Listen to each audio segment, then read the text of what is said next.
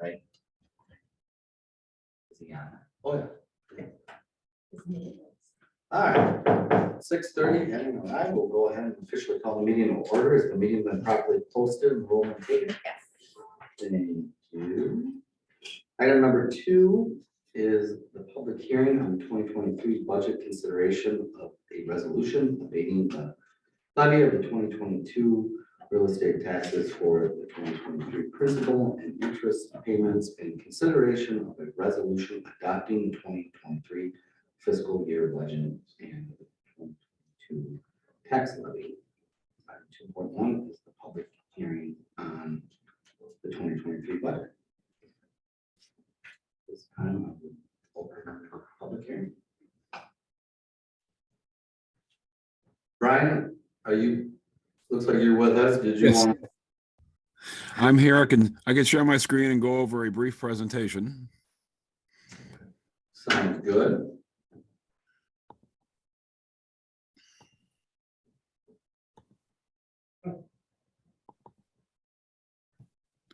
Okay, can you see my screen?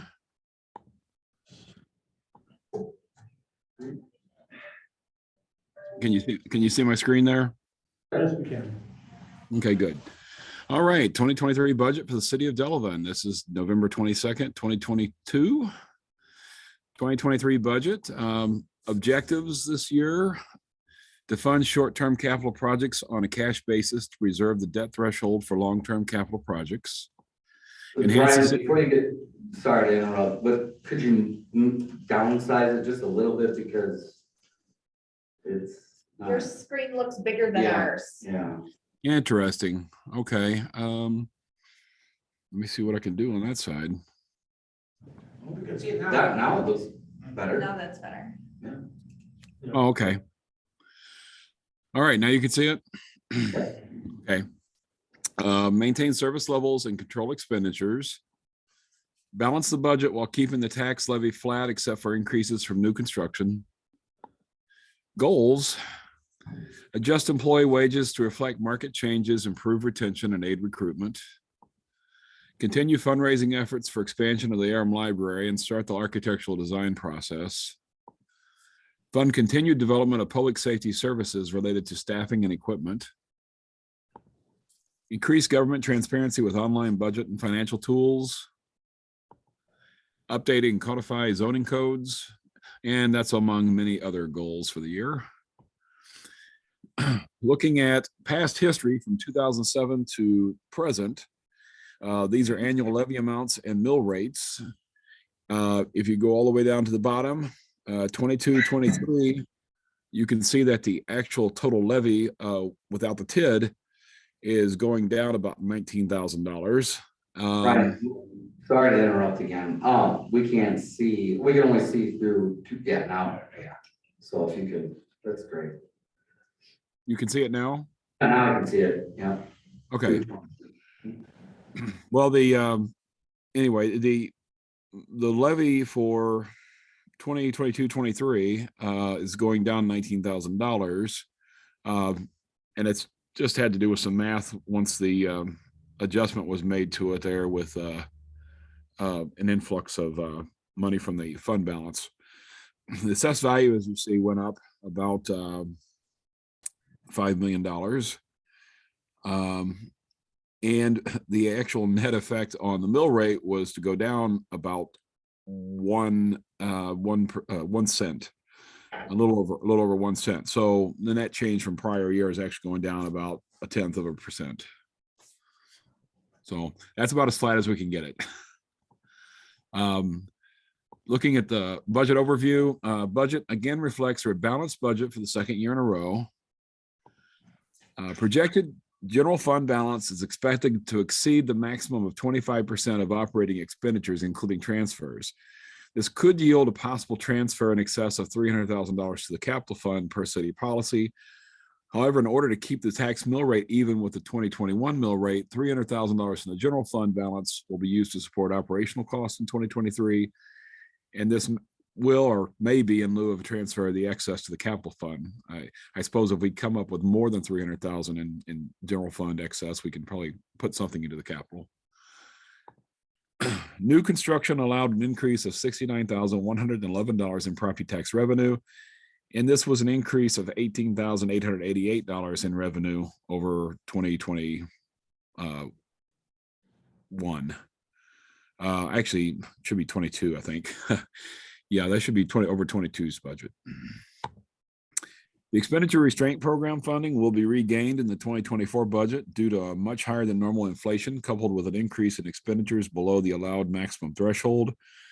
We could have still had about $400,000 in new expenditures and still met the threshold. This was again due to the fact that the state gave us 7.7% in inflation this year for the expenditure restraint calculations. Normally, it's about 1.5 to 2%. Overall, general fund revenues are up by approximately $678,000, while general fund expenditures are up by approximately $378,000. Part of that $300,000 difference there is the general fund balance transfer. Looking at fund balance summary here of selected accounts, general fund versus library capital improvement program or capital improvement plan, and the Delbrook. You can see the fiscal year 2022 beginning fund balance is here. And then based on the projected expenditures for the remainder of 2022, you can see that general fund is coming up about $316,000. Library coming up right now at about $40,000, but from talking to the library director, it's anticipated that there are still some purchases coming out this year, so that'll be closer to even, I think. Capital improvement is showing revenues over expenditures of 1.3 million. Part of that was due to $800,000 that was transferred over from the general fund this year, plus the influx of monies from the second tranche of the ARPA funds. So together, that would account for that 1.3 million. Delbrook had a good year, coming up 127,000 to put them in a positive fund balance. Going into 2023, based on the projected budget, the only one that's expected to right now lose anything really will be the CIP, because we have about 2.2 million in the capital projects that are being funded from the fund balance of the CIP. We have over 5 million this year in CIP expenditures. That includes, well, I'll have a slide here in a minute showing some of the summaries, but one of the big expenses this year, of course, is the new fire apparatus at about 1.35 million. Okay, looking at all funds, allocation of operational expenses, you can see that operational costs accounted for about 48%, while salaries were 37% and benefits 15%. Looking at major funds operational expenses by total, of course, general fund is 60% of the total budget. Water utility fund about 14%. Sewer utility fund 16%.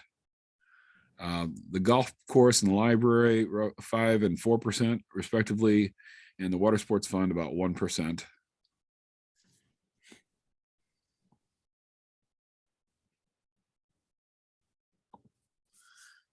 Okay, looking at general fund 2022 versus 2023, expenditures by category. General government is going to go up slightly in 2023. Public safety is going up by about $250,000. Public works is going up about $42,000. Parks and Rec going up about $60,000. And debt service and transfers is going down by a little over $150,000.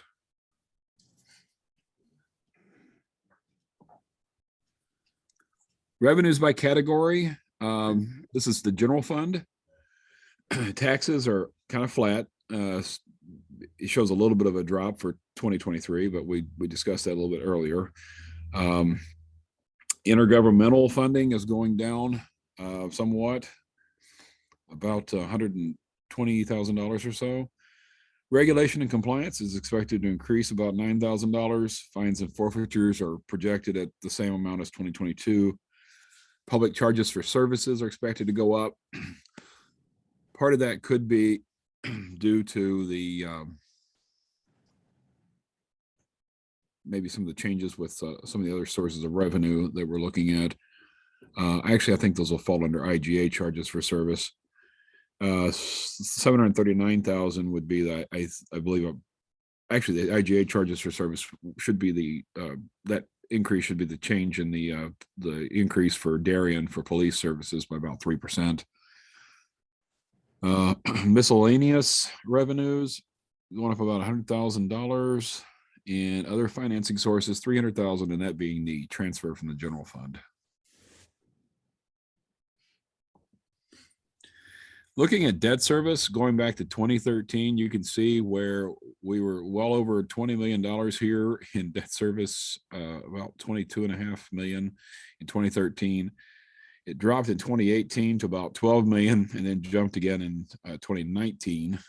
I'm assuming that's when the fire was that when the fire station was made, or don't know what the big purchase was then. Looking at the trend, it's been going down steadily. For 2022, it was about 12.5 million. And what? Okay. It said I'm done. Oh yeah, that is last. I clicked on it too soon. Let's see. Start from here.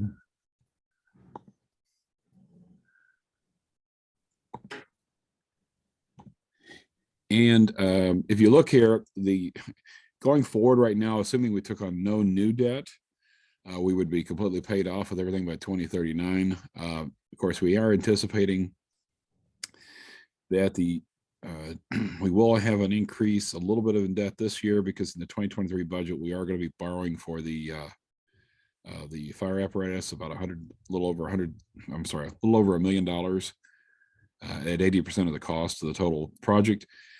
And looking at about 2025, this was where I would anticipate that we would borrow any funds that would be, this is where any loans for the library construction would be going on to the debt service.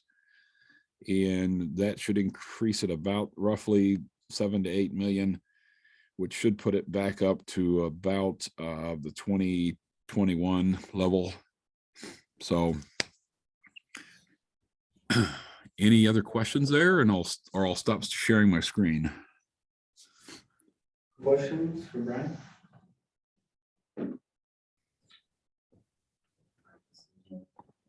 Questions? At this time, I'd ask if there's anyone from the general public that wishes to make a comment. Sure. All that would I'd ask just to come up here and state your name and address for the record.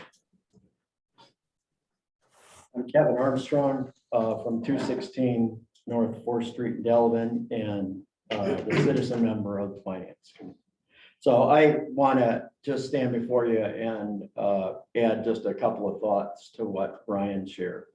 Overall, I want to congratulate the council, mayor, and staff for producing what, as a citizen member, I would consider a great budget for the taxpayers. In that levy is slightly reduced on an increase in property value, meaning that the mill rate is flat to the previous year. And so from that can be done in a number of ways, but that's a positive element. I think you need to understand it's a very positive element when you think about the increases in service that this budget also provides. There was the work that was done to ensure that we were able to add a couple of positions in the police department. We're able to meet the commitment of the addition of the large fire apparatus, but also then include capital for the EMS ambulance to give you guys future flexibility as you wrestle with what the long-term policy is going to be for the city of Delavan with EMS. And as Brian outlined, a number of other smaller increases in commitment by the city to support the staff and their work. So overall, I think you guys have done a great job. There are two things that I would, as you consider this evening, make sure you're comfortable with. In this budget, there's two modest elements that really relate to long-term commitments. The first one is there's roughly $800,000 of spending and income from the library for, as Brian pointed out, the engineering and architecture of that project. It means that we're starting that project, and the council should be confident that it's a project they want to carry through. Because while the library will continue to raise funds, at this point, you've decided you're going to do that expansion, which, as Brian pointed out, means there's going to be some long-term debt added to the city, which I think you guys have voted on previously. Now you're actually going to start spending money on. The second element that I want to point out in terms of policy, as I mentioned, the EMS ambulance edition this upcoming year in the capital budget. As you all know, there was some back and forth conversations about what direction to go with the EMS. I think that you should look at that as an investment in optionality, which I think is the way we left it at the last time the finance committee met, that you have now a resource if there's a need to begin to do more in-house EMS services, that you've got an investment in a reliable piece of equipment. And I think that from a finance committee perspective, the commitment is to continue to monitor that through the first part of this year and see what direction we go.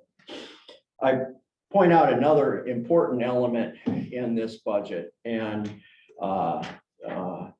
one of your former members, Bruce DeWitt, was always confident that the advances the city made into TIF number 4 and TIF number 5 were gone money.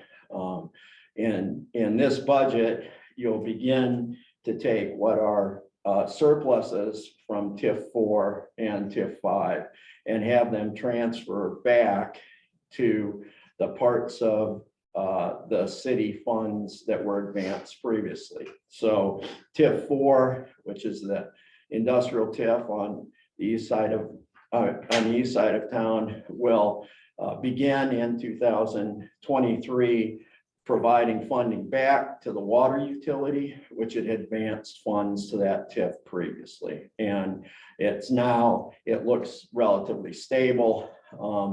And Brian's done some good work catching this up to be able to see that TIF can continue to operate at higher revenue from its increment than what its ongoing cost and debt service is, and the city should be able to recapture that money back into the utility enterprise fund.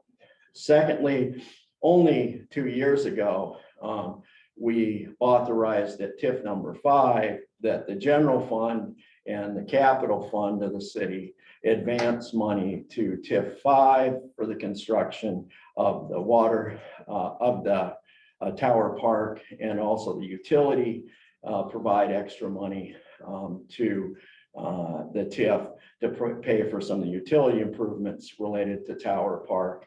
2 years later, the TIF, because really has created some increment and is going to be able to pay back, do fund transfers back to those respective funds as budgeted in 2023.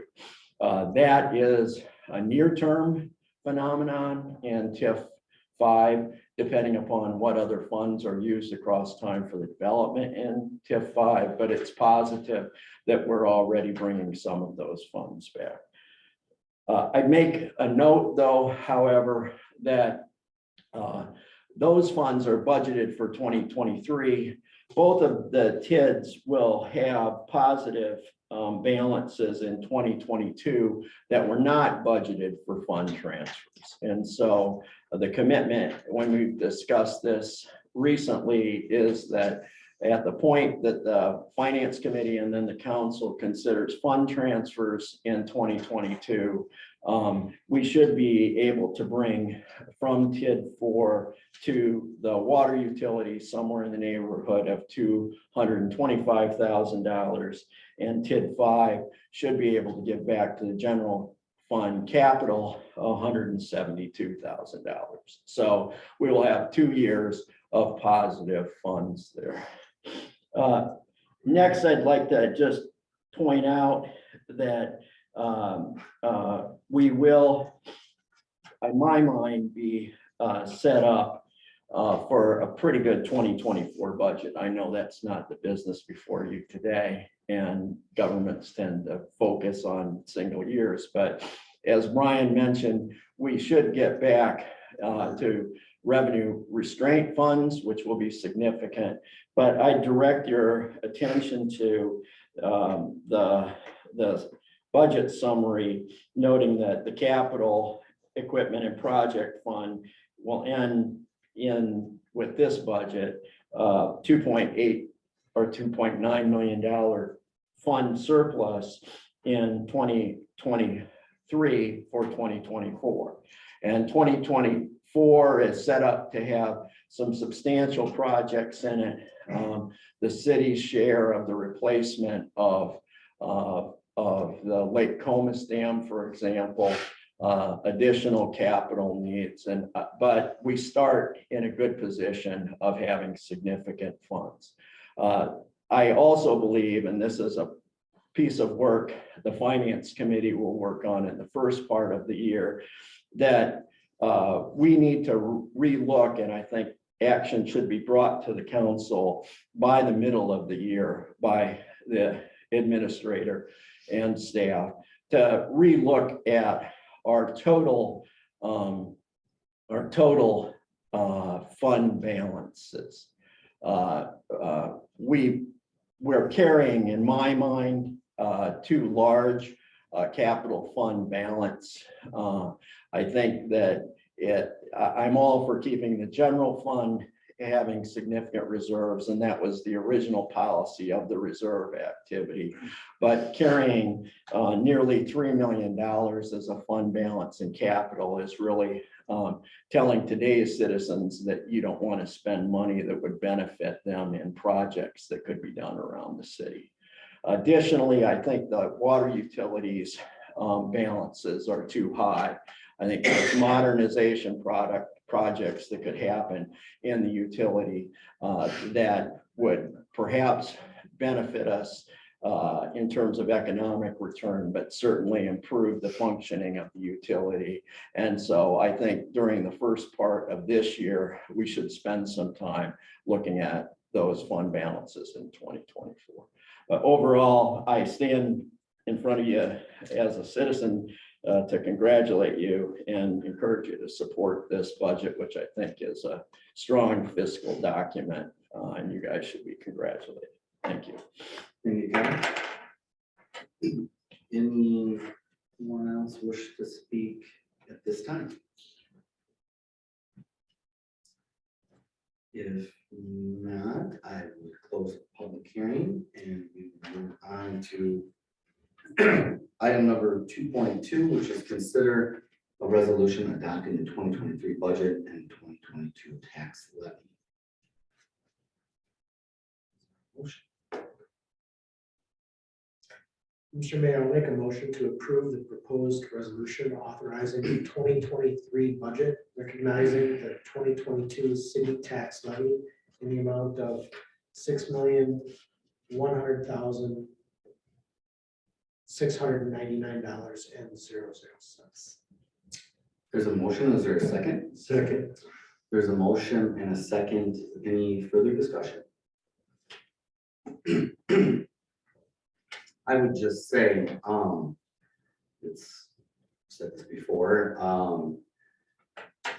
kind of unique for a mayor to actually serve as the finance chairman at the same time. I think that's obviously one of the changes that occurred when I became mayor, and a lot of it had to do with, experience and a fairly new city council, which now all of us can say are much more experienced at working together. As you recall, the very first thing was to add citizen appointments to the finance committee. That was one of the first moves that I proposed as mayor, and this council supported. And so I want to thank Kevin as one of those public members that served from the very beginning of that, as well as former Alderman Bruce DeWitt, which you had mentioned as well. And not only did it help get us through a pandemic, I believe, but put us in a very fiscally sound position and brought more transparency and citizen involvement, which I think is very, very important. So I appreciate your comments earlier and your work. With that said too, I want to thank the finance committee and the council as a whole. We've spent at least 14 hours, and thank our staff. Much of all this was done without a finance director this year, and so I appreciate the work that Brian, our city administrator, and all of our city clerk and treasurer and our whole team, all the department heads. Again, we spent just in public meetings approximately close to 15 hours at 5 different specific meetings, extra meetings, to deal with just this budget. And this is the most important work, obviously, that all of us will do for the year. And I just want to thank, again, not only the finance committee, but the council as a whole. The council members, this council from the very beginning of its service has been very good about coming to the meetings of the whole, asking questions and studying the process throughout, and again, has brought and become much more experienced. I too want to just touch on a couple of things and reiterate actually some of the points that Kevin had made in his comments, which is, as the one screen had showed, an increase in public safety. And I commend this administration, this council, for really prioritizing public safety. Kevin also mentioned this, that we're looking at 2 new full-time officers, also working in cooperation with the school district, so that one of those officers is full-time at Phoenix Middle School, and also the increased stipend paid to our volunteer firefighters, which is an increase.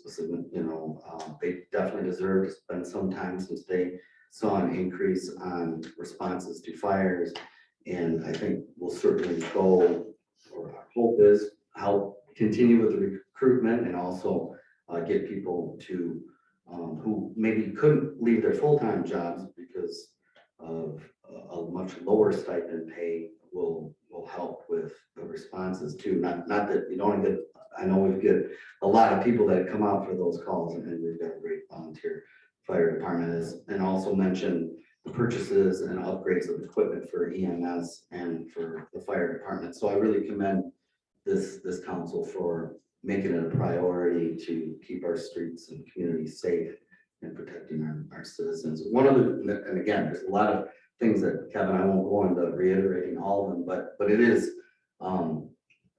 remarkable that we can still be very fiscally conservative, but provide a high level of services and programs that people have come to know, and then also adding to those services that either haven't been there or haven't been addressed in some time. One thing I would also highlight is that going back to past councils, there was a lot of talk about a facade or building enhancement program. I'm happy to say that with this budget, we actually aren't going to talk about it. We're going to do something about it. There's $200,000 earmarked through ARPA funds to, and you'll be hearing more about those details, and as we finalize what that program will look like. But the dollars are there to help continue the revitalization that we've really seen in recent years, and not just in our downtown, but this program will help properties throughout the city. And so there's a lot of great stuff in this, and I commend again our team, our staff, and everyone on the council. council for your hard work. So, thank you. Any other comments or communication? I just want to say great job to the finance committee for everything you guys did. Makes me proud that we balanced the budget. For 2 years. 2 years. We're gonna send you to the federal.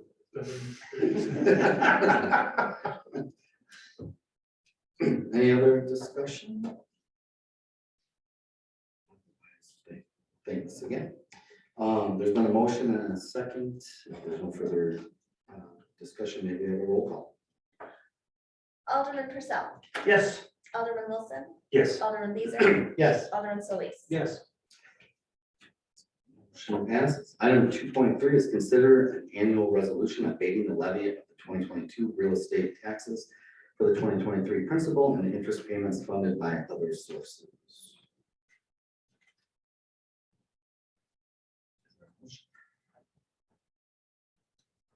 Three, I move to approve the annual resolution abating the levy for 2022 real estate taxes for the 2023 principal and interest payments funded by other sources. Second. There's a motion and a second. Any further discussion?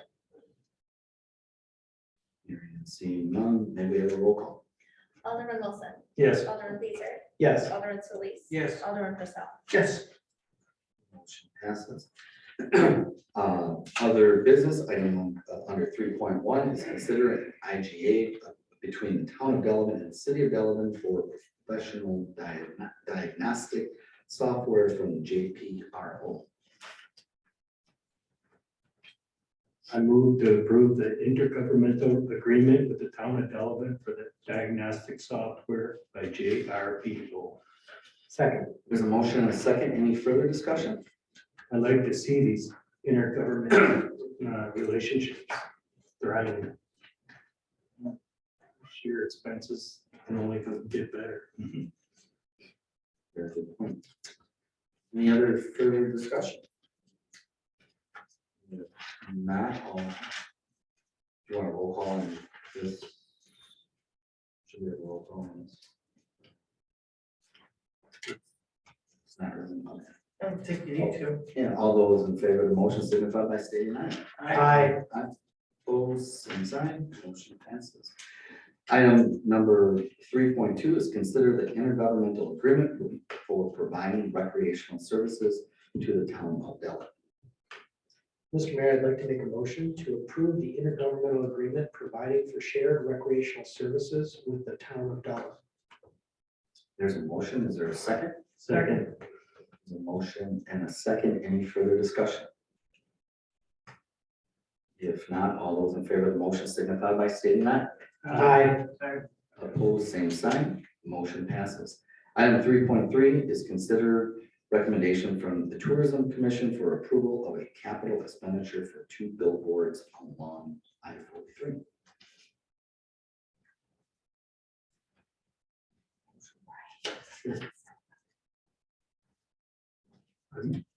I think Brian may have had something. Yeah, if you, yes, this came out of the Tourism Commission.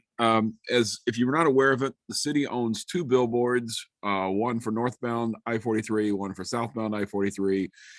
They've had the wall dogs on them since the wall dogs were here. And Luis has been part of this effort. And earlier this year, Public Works went out and took off the banners for the wall dogs. And we did apply last year for an ARPA grant to the state for tourism capital to try to get those both upgraded to electronic billboards at about $500,000, but we did not get a dime of funding from that. So fallback option was, what can we do to just put new wraps on there? And the plan is that J&B, three companies I understand were contacted. J&B was the only one that gave us a quote. This basically, the initial idea was to do 4, but for just within the same amount of money, roughly, they're going to do a 6 per billboard next year. This includes design, production, and installation, so that we can about every 2 months get a new fresh billboard up there with a consistent design, consistent look.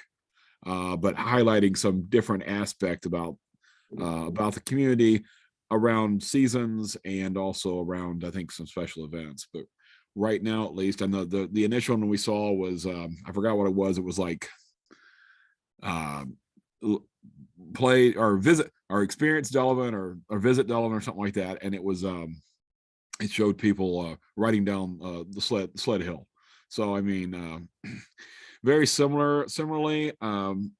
Signal Fire working through as marketer for Visit Delavan. They're also looking at banners to go on light posts.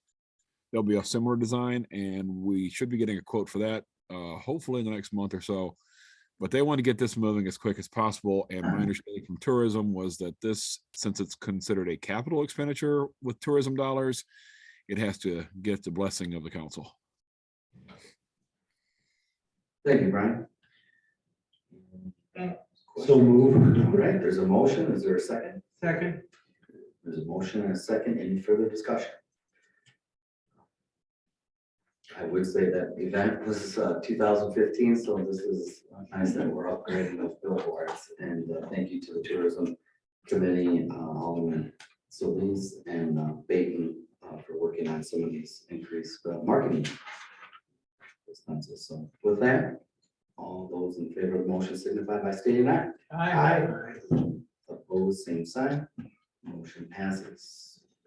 All further business, I would entertain a motion to adjourn. So moved. Second. Motion and a second, all in favor of adjournment? Stating aye. Aye. Same sign. Thanks, everyone.